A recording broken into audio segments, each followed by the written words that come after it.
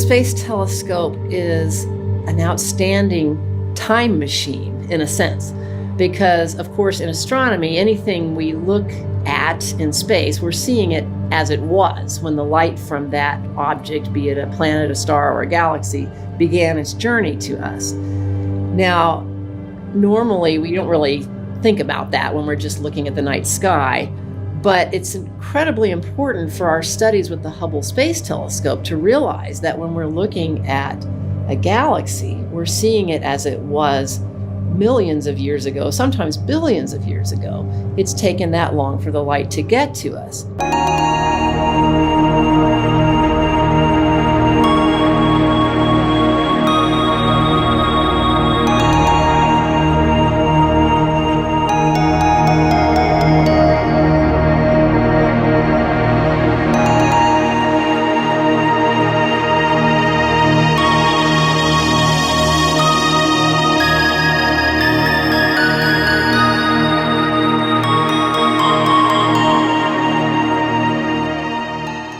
One of the neat things about the Hubble Ultra Deep Field, and one of the things that made it so unique, was how long it took us to take that image.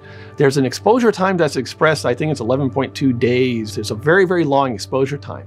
But probably what's more important is how many orbits it took us to do that. 400 orbits of Hubble data to take that image.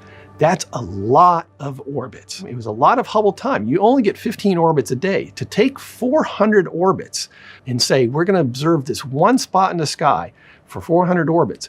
And I think the results from the science, it was amazing. What they saw was spectacular.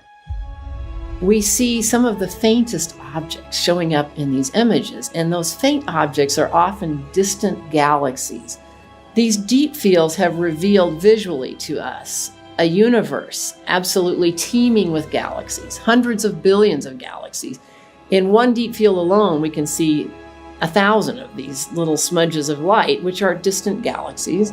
By doing that, we can compare galaxies that are shining to us from billions of light years away with galaxies closer to us, or even to our own Milky Way, and see if they're similar or different.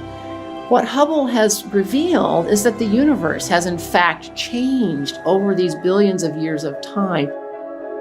We looked at the darkest part of the sky, a very small part of that, and we were amazed at how many galaxies we found, and we continued to go back to that portion of the sky to even increase that visibility. And we've seen tens of thousands of galaxies. It's amazing.